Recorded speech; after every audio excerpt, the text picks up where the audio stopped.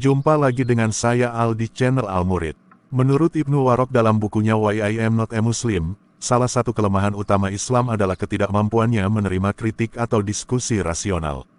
Hal ini terkait dengan sifat otoritarian dalam struktur teologis dan politis Islam, yang menuntut ketaatan total dari pengikutnya. Berikut adalah beberapa poin utama yang dijelaskan oleh Ibnu Warok. Pertama, penghujatan dan murtad sebagai penghalang kritik. Islam menganggap penghujatan, blasfemi, dan murtad apostasi sebagai dosa besar yang sering dihukum dengan hukuman mati. Ketentuan ini membuat umat muslim takut untuk mempertanyakan ajaran agama, sehingga menghambat diskusi yang rasional atau kritik terhadap doktrin Islam. Contohnya, orang-orang yang mencoba mengkritik atau mempertanyakan Al-Quran, hadis, atau tindakan Nabi Muhammad sering menghadapi ancaman kekerasan. Ibnu Warok menyebut ini sebagai bentuk kontrol pikiran yang efektif untuk membungkam oposisi intelektual. Kedua, Al-Quran sebagai teks yang tidak bisa dipertanyakan. Dalam Islam, Al-Quran dianggap sebagai firman Tuhan yang sempurna dan tidak dapat diubah. Hal ini menciptakan doktrin yang tidak memungkinkan interpretasi kritis terhadap teks tersebut. Ibnu Warok berpendapat bahwa dogma ini membuat umat Islam tidak mampu menerima argumen logis yang menantang keabsahan Al-Quran. Sebagai perbandingan, tradisi filsafat dan teologi dalam agama lain, seperti Kristen, telah memungkinkan perdebatan kritis terhadap kitab suci. Ketiga, penolakan terhadap akal dan logika dalam teologi Islam. Ibnu Warok mengamati bahwa meskipun terdapat periode singkat dalam sejarah Islam ketika filsafat dan rasionalisme berkembang, seperti era Mu'tazilah, arus utama Islam akhirnya menolak pendekatan ini. Dominasi ulama-ulama konservatif, seperti Al-Ghazali, mengesampingkan filsafat rasional dan menggantikannya dengan pendekatan yang lebih dogmatis. Ibnu Warok menilai bahwa sikap anti-rasional ini menjadi penghalang utama bagi umat Islam untuk terlibat dalam diskusi intelektual yang terbuka. Keempat, reaksi keras terhadap kritik. Ibnu Warok menunjukkan bahwa sejarah Islam dipenuhi dengan contoh-contoh reaksi keras terhadap kritik. Beberapa di antaranya adalah fatwa mati terhadap Salman Rushdie setelah menerbitkan novel The Satanic Verses. Penganiayaan terhadap mantan muslim atau muslim progresif yang mencoba memperkenalkan reformasi dalam Islam. Penutupan dialog dengan dunia luar dengan menganggap semua kritik sebagai serangan terhadap Islam. Kelima, Islam sebagai sistem totalitarian. Ibnu Warok menggambarkan Islam bukan hanya sebagai agama, tetapi juga sebagai sistem politik yang menuntut ketaatan total. Sistem ini tidak memberikan ruang untuk diskusi kritis karena semua aspek kehidupan diatur oleh hukum syariah yang dianggap berasal langsung dari Tuhan. Dalam pandangan Ibnu Warok, hal ini membuat Islam lebih mirip dengan ideologi totalitarian, seperti komunisme atau fasisme, yang tidak mentoleransi perbedaan pendapat. Di akhir nanti, saya akan berikan sebuah kesimpulan. Mari kita dengarkan dulu kritik Edis terhadap Islam ini, dalam dialog lintas agama.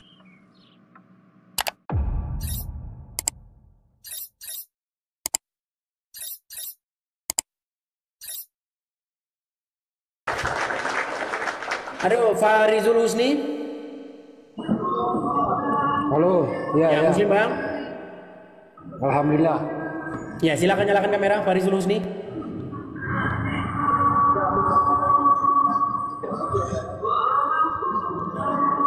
Tunggu bentar. Hah? Itu sorbanmu begini itu, segede kelapa. Yo. Kemana sorbannya? Jangan kau menghina. Menghinanya di mana? Kan ku bilang sorbanmu segede kelapa. Enggak, masalah sorban kan bukan urusanmu. Kau tahu tempatnya enggak?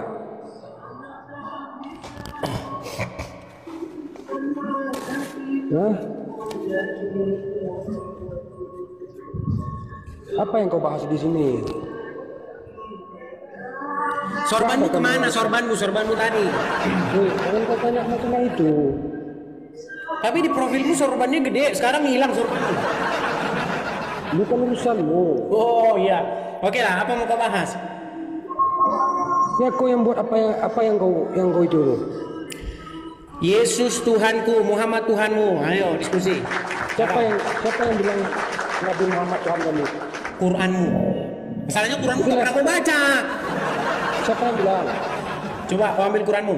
Kau buka kacamata tuh. Kalau ngomong sama orang, buka kacamata biar sopan kau. Suruh ngambil Quran tapi kok lari kemana-mana? Quran mana? Kalau membahas masalah ini sama kau, Udah aku bilang mereka ini tidak akan mau menyentuh Qurannya. bukan masalah nggak menentukan. Ya udah ambil Quranmu sekarang. Kau kan tanya di mana Muhammad itu Tuhannya orang Islam. Ambil Quranmu. Kau suruh ambil Quran nggak mau. Dengar bilang dulu. Oh, pantesan kau nggak sadar-sadar Muhammad Tuhanmu. Dengar bilang. Al-Quran itu bukan secara pemikiran kau. Siapa bilang? Di dalam. Nggak perlu. Apa kata Quran itu langsung kita bahas. Masalahnya begini. Kau bagimu Al-Quran itu seperti tai ayam. Dengar aku bilang. Bagimu Al-Quran itu seperti kotoran sehingga kau tak mau menyentuhnya. Dengar kau, kalau ngomong kau Coba jangan buka, jahat. coba berani nggak kau sentuh Quran? Berani nggak kau sentuh Quran? Saya sekarang lagi di warung. Alasan. Coba kameranya balikin. Di mana Waro? Di mana nih? Di mana nih? Rumahmu di sebelah mananya? Nah, di mana nih? Ya, rumahmu sebelah mananya? Rumah saya jauh, saya pergi sama motor ke sini tadi. Ya udah, nanti kalau kau udah ke rumah, nanti ku suruh kau buka Qurannya. Gimana? Dengar aku dulu. Dengar gimana? Kau aja nggak pegang Quran, kau mau datang mau diskusi gimana? Dengar aku bilang dulu. Berarti bermodal congor. Bukan bermodal congor. Ya dengar sudah, aku bilang. bukakan Al-Quran. Kamu Buka aja Quran aja kau sudah nggak mau. Ini aja kau nggak produktif kau. Yang mau kau cuma Apa? pendapat kau aja yang didengar. Apa? Nah, sekarang udah sok-sok peka. Nanti betul-betul peka udah. Ini Enggak, kau ngomong bahasa Indonesia nggak lurus. Coba apa kau bilang tadi? aku bilang kau kan dengar aku dulu kalau aku ngomong. Jangan selalu kau nggak kasih kesempatan orang lain ngomong. Nah, silakan. Seolah-olah kau udah betul kali. Silakan. Apa kau bilang Muhammad Tuhan kami? Ya, Siapa yang dari mana orang Islam mengaku Nabi Muhammad dari itu Quran. Tuhan? Sudah aku bilang. Orang kau aja nggak mau buka. Oke, karena kau tak sudi lagi buka Quran, karena kau sudah najis memegang Al-Quran, nanti kau kalau sudah boleh menunjukkan boleh tidak najis lagi baca Quran, kau naik lagi kemari. Kau saja baca Quran aja kau nggak mau kok. Mau ngajak diskusi gimana? Sudah saya bilang. Apa teman-teman? Slogan kita di sini, lebih mudah menggiring bekicot lari lapangan bola 12 kali ketimbang menyuruh orang-orang Islam yang naik ke sini membuka Qur'annya. Fakta. Gimana? OS Adam Maulana. Ya, OS Adam Maulana. Bentar. Profilmu Palestina. Nanti ku tanya kau tentang Palestina, kau nggak tahu. Urusan apa? Mana kameramu? Kita hitung sampai 3 ya. 1, 2. Ada. Oke, baik. Bro, saya tertarik dengan profilmu nih, bro. Ya, enggak, judulmu aja apa itu judulmu? Ya, abis itu kita kesini sebentar aja. Judulmu aja. Dibahas profilmu sebentar aja. Profilmu saya tanya. Di Quran ada Palestina, bro? Enggak, di Quran ada Palestina. Enggak ada peduli urusanmu sama itu. Makanya tadi saya bilang kan, walaupun pemabuk, walaupun pencuri, walaupun tukang adu ayam, tapi kalau disuruh membela Islam mereka akan teriak Allah. Ya ini bela Palestina, ditanya Palestina ada di mana nggak tahu. Memang ada. Di mana di dalam Quran ada Palestina? Ada di mana di Quran? Ya dulu. Kamu? Ya, saya tanya dulu sama kamu.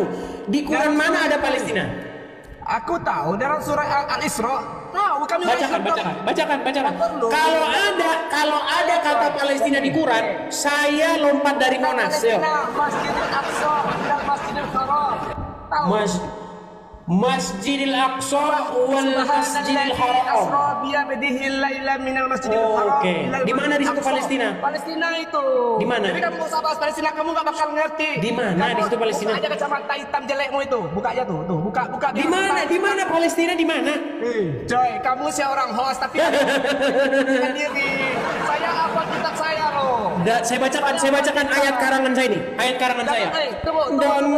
Dan mereka lah orang-orang yang memahami Qur'annya.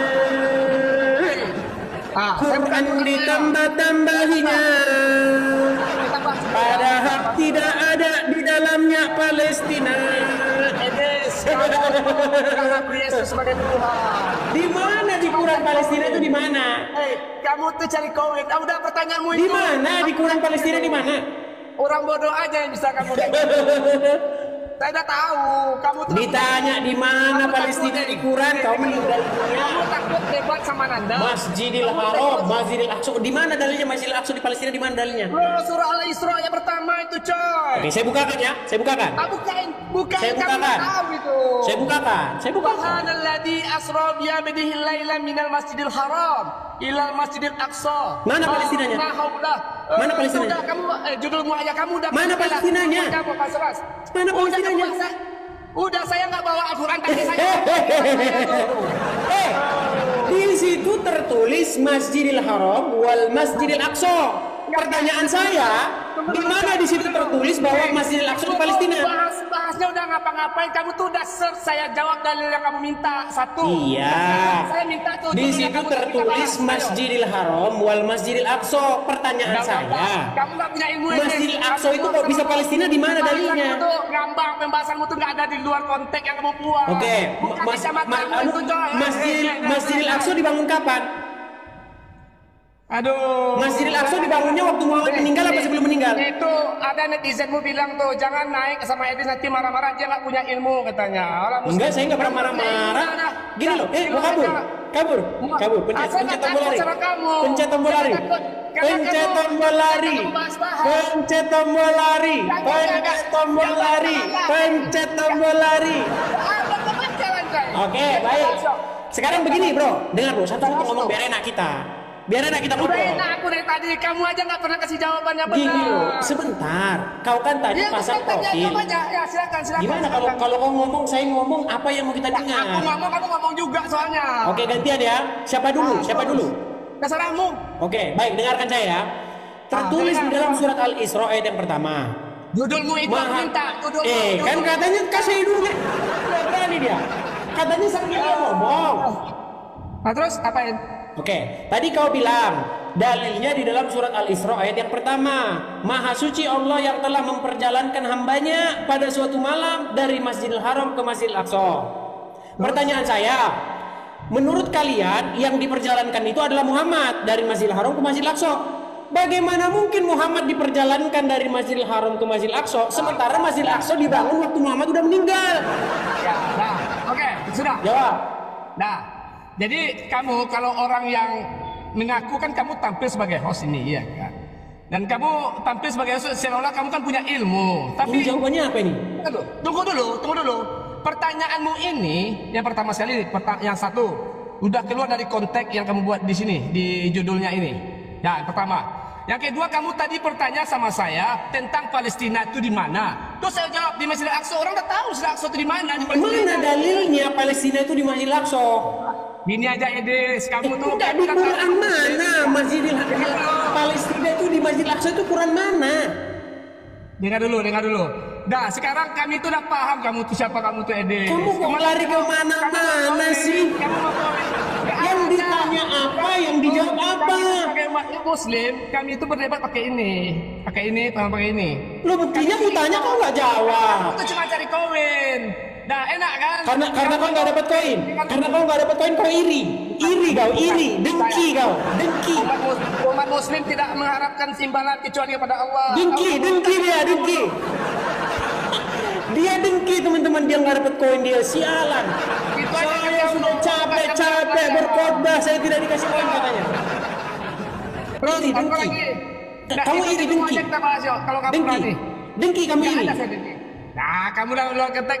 Lu turun aja. Kalau ada orang, mau lari. Nah, Kalau ada orang kasih saya gift, kalau ada orang kasih saya support, kenapa kau marah-marah? Keluar konteks lagi. Loh, kau kan yang lari. Kita bahas aja Bang itu. Kalau ada orang support saya, mereka senang nonton channel saya, mereka terbangun, mereka dapat informasi, mereka dapat suguhan tontonan yang menarik, berwawasan. Apa salahnya mereka support saya? Saya nggak dengar ceramahmu, saya nggak dengar ceramahmu. Kau lari kemana-mana. Yang dibahas tadi masalah ini, kau lari ke koin, orang mereka mau kasih ini, kenapa? Nah, memang kamu tuh bang pintar ngomong ya. Kau lari kemana-mana. Ayo kita bahas itu judulmu, berani nggak? Kita bahas judulmu, kalau nggak saya turun nih. Mau lari? Nah kan, itu aja kamu bisa tuh, udahlah. Kamu lari sebenarnya. Lari, umat Islam tuh nggak bisa dikalahkan. Pencet tombol lari, pencet tombol lari, pencet tombol lari, pencet lari, pencet.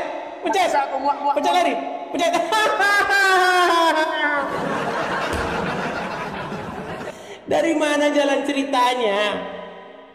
Ada statement Maha Suci Allah memperjalankan hambanya dari Masjidil Haram ke Masjidil Aqsa. Tapi Masjidil Aqsa bangunnya ratusan tahun setelah Muhammad meninggal. Puluhan tahun setelah Muhammad meninggal. Dari mana jalan ceritanya? Itu kayak begini. Di zaman Gajah Mada, namanya itu anakronisme. Tahu nggak teman-teman anakronisme? Anakronisme itu suatu peristiwa yang nggak sesuai dengan kenyataan sejarah. Contohnya begini. Gajah Mada berjalan dari Bogor menuju Masjid Istiqlal. Hah? Ya, itu masuk akal dalam pengertian itu dibicarakan ketika Masjid Istiqlal itu ada. Jadi intinya Gajah Mada berjalan dari Bogor ke Jakarta. Jakartanya tepatnya di mana? Di Istiqlal itu. Nah, dia ngomong begitu karena konteksnya udah ada Masjid Istiqlal. Jadinya kalimatnya Gajah Mada jalan dari Bogor ke Masjid Istiqlal. Walaupun di zaman Gajah Mada dulu ngomongnya pasti nggak Masjid Istiqlal karena Istiqlal belum ada. Nah, sama dengan ayat ini. Maha Suci Allah yang memperjalankan hambanya dari Masjidil Haram ke Masjidil Aqsa. Makanya saya bertanya, jangan-jangan tuh ayat terbitnya di zaman Umar bin Khattab. Karena nggak mungkin di zaman Muhammad dia ngomong Masjidil Aqsa, orang masjidnya belum ada, Muhammad aja. Nggak, masjidnya belum ada di zaman Muhammad. Kok bisa-bisa dia ngomong begitu? Gitu loh. Kemungkinan besar ayat itu muncul di zaman Umar bin Khattab setelah Muhammad meninggal. Karena ada dalam satu hadis, ini hadis yang berkata begini ya, nih. Saya kalau ngomong itu semua ada dalilnya teman-teman. Nih ya.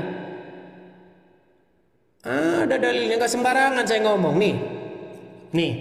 Ternyata sebagian isi Quran adalah idenya Umar bin Khattab. Ide Umar bin Khattab Al-Quran itu.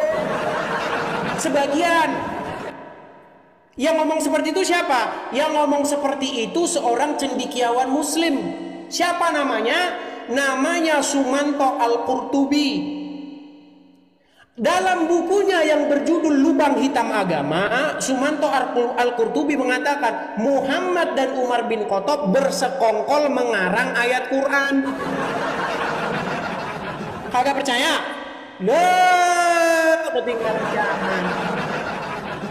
Iya, yang bilang hoax, yang bilang bahwa itu adalah sebuah hoax, silakan naik kemari. Sebagian isi Al-Quran itu memang karangannya Umar bin Khattab. Jadi Muhammad dan Umar mereka bersekongkol membuat ayat Al-Quran menurut buku yang dikarang oleh Sumanto Al-Qurtubi yang berjudul Lubang Hitam Agama. Kau tahu nggak itu mana? Kau tahu? Orang tontonan aja Raffi Ahmad takut makan rambut. Ria Ricis tidak bisa kupas buah nanas. Kan itu yang kau tonton. Makanya kau pintar gimana? Coba aku kasih naik. Kalau ada yang bisa bantai ini, aku kasih naik. Erik Ranggung. Sudah lama Erik Ranggung ini tidak naik. Kalau ini coba buktikan. Gayanya Erik Ranggung. Silakan Erik, nyalakan kamera. Udah tidur kau Erik? Masih siang ini? Apa kabar Erik? Baru datang dari kondangan. Udah pulang dari kondangan? Iya. Oh, kondangan apa? Pernikahan lah. Oh, pernikahan. Emang ada gitu di suruh nikah dalam Quran? Iya kan? Ganteng kan? Bisa dari kondangan. Ada nggak Allah pernah nyuruh Adam dan Hawa itu nikah? Atau menikahkan Adam dan Hawa dalam Quran? Kalau saya belikannya boleh nggak? Sebentar, gini loh. Ya. Di dalam Quran. Kamu kan nanya sebentar. Ini Erik ini datang langsung ngomong terus. Dengar Eriknya. Saya ini kan ahlinya, masternya Al-Quran. Tidak ada umat Muslim yang lebih ngerti Quran daripada saya. Nah, di dalam Al-Quran itu Allah itu pernah nggak menikahkan Adam dan Hawa? Saya kurang mendalami.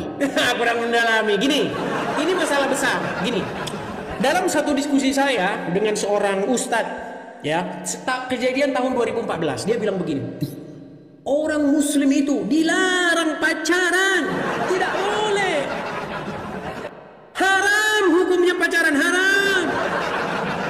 Terus saya bilang begini, Ustadz, itu ketika Allah menciptakan Adam, kemudian dia menciptakan Hawa, mereka nikah kagak? Bingung gak? Dijawab ini. Kalau dijawab nikah, ini berat. Karena ada ayat Quran bilang begini, lalu Syaiton menggoda mereka supaya mereka saling menampakkan aurat-aurat mereka. Ini pertanyaan besar. Gini, kalau mereka nikah, ngapain Syaiton kurang kerjaan menyuruh mereka saling menampakkan aurat? Kan gitu. Nah, kalau mereka tidak nikah, berarti benar ini. Syaiton menggoda mereka supaya saling menampakkan aurat. Nah, masalahnya begini, Allah saja menempatkan Adam dan Hawa bersama-sama. Padahal mereka belum menikah. Ini berbahaya ini, makanya Ustadz bingung. Sampai sekarang belum kejawab itu. Sampai sekarang. Udah. Makanya saya rasa Ustadz itu mungkin udah meninggal sambil mikirin itu ya. Udah. Silakan ayo, lanjut ke tema ini. Itu menurut asumsi kamu gitu. Nah, asumsi yang saya. Yang jadi pertanyaan saya gini ya, giliran saya ngomong ini, tunjukkan di Bible kalian syarat-syarat pernikahan dalam Kristen. Tolong tunjukkan dalam agama kalian syarat-syarat pernikahan dalam Kristen. Dalam Islam ya syaratnya ada saksi, ada mempelai. Sebentar. Akan tunjukkan dalam Kristen. Sebentar. Gitu. Di mana dalam Quran syaratnya ada saksi, ada mempelai? Di Quran mana? Di hadis ada. Di hadis. Di Quran mana? Di Quran.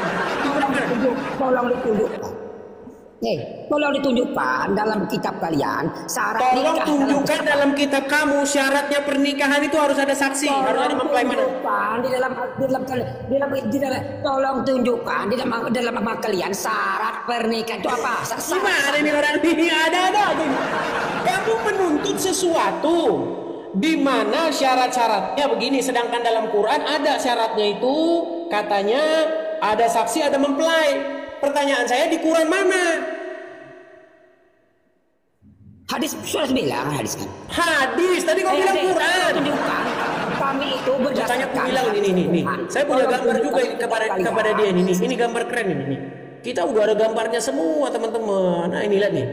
Jadi teman-teman, kalau kalian betul-betul mendalami agama Islam seperti yang saya lakukan, Quran itu kalau dibandingin sama hadis tuh nggak ada apa-apanya. Quran itu menjadi kitab yang hampir tidak berguna bagi seorang muslim. Yang berguna itu hadis. Quran hanya menjadi pajangan saja. Oke. Boleh saya ngomong nggak? Kalau begitu, Edis, mana berat ajarannya sebelum ajaran ya, adanya kata-kata dari Paulus? Mana ajaran lebih berat menjalankan agama itu? Kamu ngomong aja tak becus, lu ngomong bahasa Indonesia mu gini ya. Gini. Bahasa Indonesia mu lurusin dulu bahasa Indonesia agama. Gini ya. Dengar dulu. Mana lebih mudah? Mana ngomong bahasa Indonesia mu kau nggak lurus? Dulu bahasa Indonesia mu. Dengar dulu saya ngomong. Mana lebih mudah? Ngomong bahasa Indonesia mu lurus dulu bahasa Indonesia mu. Gini ya. Oke. Saya agak marah ini. Mana lebih mudah? Mana lebih mudah ajaran agama sebelum adanya Kristen dan setelah Kristen? Mana lebih mudah? Mana lebih berat? Maksudnya gimana? Susah ini sampai. Maksudnya gimana maksudnya? Sebelum ada perjanjian baru. Gini aja, gini. Kusarankan kau belajar bahasa Indonesia dulu ya. Kursus bahasa Indonesia 3 bulan. Kau ngomong bahasa Indonesia aja belepotan. Mana susah? Beragama sebelum beragama susah aja kau. Ngerangkai kata aja kau nggak becus. Gimana mau diskusi? Ngerangkai kata aja nggak becus lu gimana saudara-saudara? Sungguh kamu termasuk orang-orang yang Nah ini ya, sering saya bilang begini, ketika kalian mempelajari agama Islam, maka akan kalian dapati bahwa kitab Al-Quran itu hampir-hampir tidak ada gunanya. Yang kalian akan gunakan selalu adalah hadis ini. Bahkan saya katakan hadis ini dia lebih sakti daripada Quran, lebih sakti. Di dalam Quran surat Al-Ahzab ayat yang ke-63, mereka bertanya tentang hari kiamat. Katakanlah, kul, sesungguhnya hari pengetahuan tentang kiamat itu hanyalah di sisi Allah. Dan boleh jadi nih, mungkin boleh jadi kiamat itu sudah dekat menurut Al-Quran. Bayangkan, Allah berfirman boleh jadi kiamat sudah dekat. Itu Allah berfirman. Tapi di dalam hadis Sahih Muslim 854 kiamat hari Jumat. Saya tanya sama kamu, mana lebih ngerti Allah sama Muhammad? Coba. Muhammad disuruh di dalam surat Al-Ahzab 63 dibilang begini. Oh, aku ikuti dulu gaya anak Batak lah, karena kita mengenang anak Batak ya. Kita ikuti dulu gaya anak Batak. Dikatakan di dalam Quran, aduh nggak bisa. Kiamat disuruh dibilang dalam Quran, kiamat itu katakanlah pengetahuan tentang kiamat itu hanyalah di sisi Allah.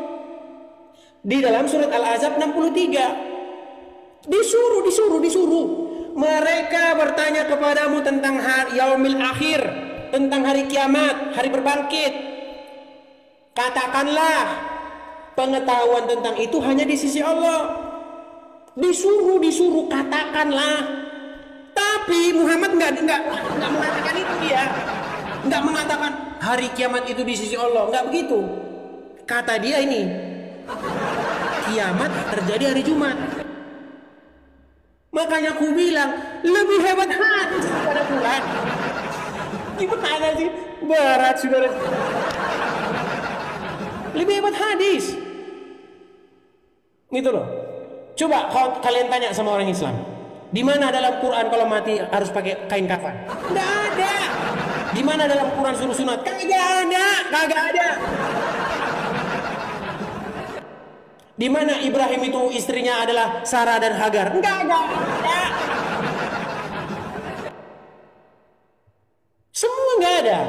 Sudah saya bilang, saya punya, ada juga ini yang bagus ini, jangan salah kalian ini, nih, udah ada gambarnya semua aku bikin. Kadang-kadang saya kalau sambil mandi-mandi teman-teman, tahu nggak? Saya kadang-kadang kalau sambil mandi-mandi itu saya pikir, apa ya temanya ya?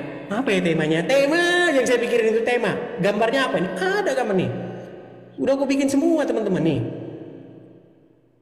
Nih, Kristen bertanya, mustahil Islam jawab pakai Qurannya. Mustahil dia jawab pakai Qurannya.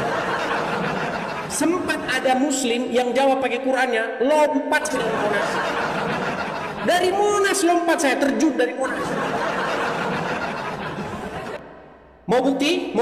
Ayo, silakan. Kalau ada Muslim yang kesini naik, kalau sempat dia buka Qurannya untuk menjawab pertanyaan seputar agama Islam, lompat saya dari Monas. Quran itu sudah kukuasai. Halo guys, tetap layar. Kirimkan duit 50 juta buat saya beli rumah.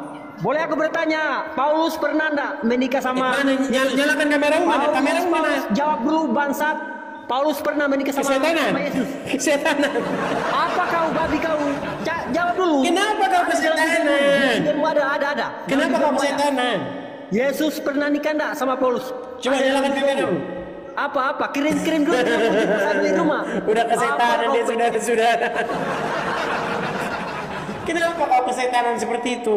Ini loh, ada challenge kepada para muslim. Ayo, challenge.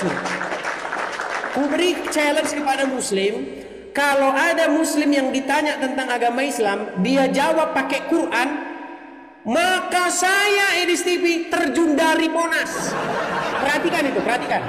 Sempat ada muslim yang ditanya tentang agama Islam, dia buka Qurannya untuk menjawab, lompat saya dari Monas. Ayo. Iya, lompat dari Monas saya. Sudah dibilang Quran, nggak ada orang Islam yang lebih ngerti Quran daripada saya. Nggak ada. Tunjuk orangnya ke sini kalau ada. Nggak ada. Udah 13 tahun saya baca Quranmu itu bolak-balik. Udah ratusan kali saya katakan itu. Al-Fatihah, Anas, Al-Fatihah. Sampai lepas sampulnya, sampai terbagi 3 Quran saya itu. Saking saya baca terus. Coba buka, Amsia. Makasih Bang John. Amsia. Nah, langsung grogi kan? Langsung nggak bisa bicara kan?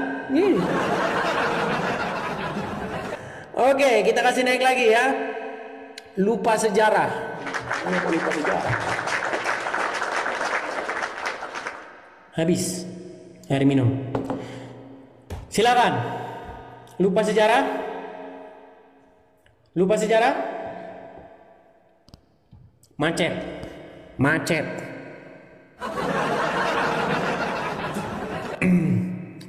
Sebentar teman-teman ya, saya minum dulu teman-teman. Ya teman-teman, makasih jagungnya Hein Hawa, makasih. Teman-teman sekali lagi ya teman-teman ya, kita ini sebentar teman-teman. Bagi teman-teman yang mendapati bahwa channel Edis TV ini cetar membahana, bagi teman-teman yang mendapati bahwa channel Edis TV ini edukatif,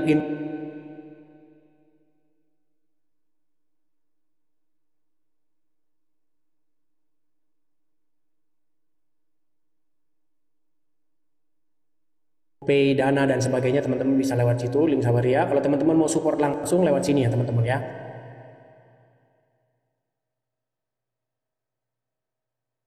Support saya di yang ada di layar Anda teman-teman. Kolektor ya, saya buka kolektor.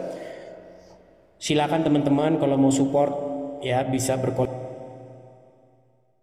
lewat situ ya. Banknya apa? Banknya BR ya, nomor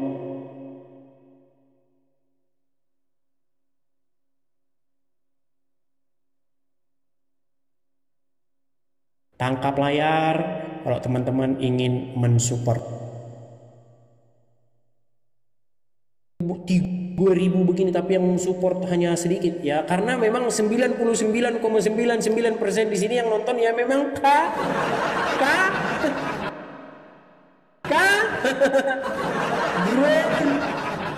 mereka kejang-kejang teman-teman. Kenapa saya mengatakan kebenaran kalian kejang-kejang, bro? Ya, Drun. Saya kan hanya menyatakan kebenaran. Kalau kalian mengatakan bahwa saya fitnah, silakan kalian naik kemari, bro. Yang saya katakan semuanya benar. Saya itu melakukan pengkajian terlebih dahulu, Drun. Dasar kadrun. Tidak mungkin saya asal-asal bicara. Semuanya itu sudah melalui uji. Bukan uji klinis ya. Semua sudah uji terbukti. Yo, sembarangan kamu mengatakan sesuatu positifnya.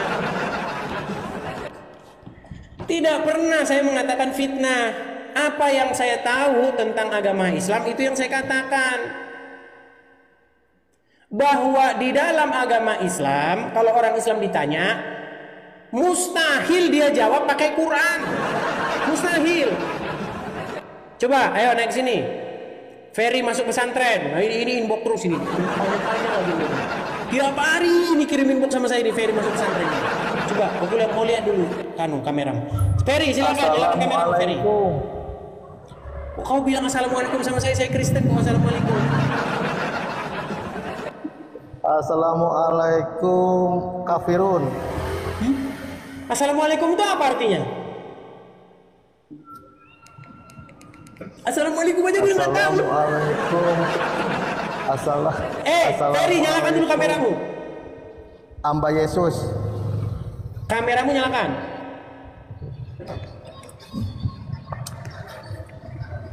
Kau kalau kirim pesan kok panjang-panjang macam kereta api. Tulis ngirim-ngirim Amananda Raja Besar kecil. Kau ngirim pesan panjang bener. Tiap hari kau ngirim pesan. Kirim. Giliran kau naik kemari memble, disuruh nyalakan kamera kau nggak mau. Oh. Panjang-panjang itu kalau ngirim pesan. Mending ku baca, nggak ku baca belas. Cuma lihat pesannya aja panjang banget nggak saya baca. Saya itu teman-teman selalu saya balas pesan siapapun sebab. Tapi kalau udah pesan-pesan kayak gitu-gitu sekali saya balas. Kalau terus-terus nggak saya balas lagi. Nah ini udah datang dia, tapi nggak berani.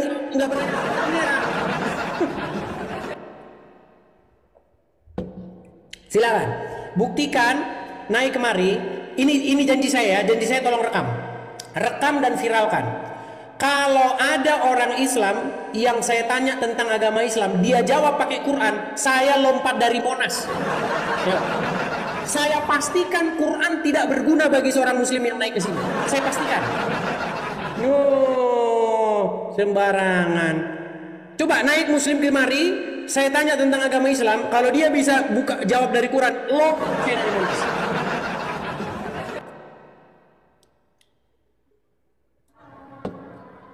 S. Pratama, Muslim bro? Muslim. Nah silakan nyalakan kamera.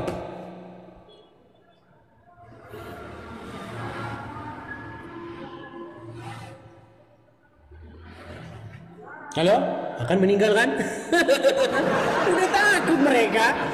Kalau memang itu bisa dipatahkan, begitu mudahnya loh. Tinggal naik, jawab. Coba tanya saya tentang agama Islam, pasti saya jawab dari Quran. Waduh teman-teman kena peringatan. Peringatan teman-teman. Kita kena peringatan teman-teman dari TokTok. Kayaknya mungkin kita rehat dulu sebentar ya teman-teman. Oke, seperti janji saya di awal, berikut kesimpulan dari Ibnu Warok. Ibnu Warok berargumen bahwa ketidakmampuan Islam menerima kritik atau diskusi rasional adalah hasil dari dogma teologis dan sistem politik yang mengutamakan ketaatan di atas kebebasan intelektual. Dia menilai bahwa tanpa reformasi yang signifikan, Islam akan terus berada dalam konflik dengan nilai-nilai modern seperti kebebasan berpikir, kebebasan berbicara, dan hak asasi manusia. Jadi jika ada Muslim yang tidak terima kritik atau pendapat yang berbeda, hal inilah yang dimaksud oleh Ibnu Warok. Semoga informasi ini bermanfaat. Salam murid Kristus.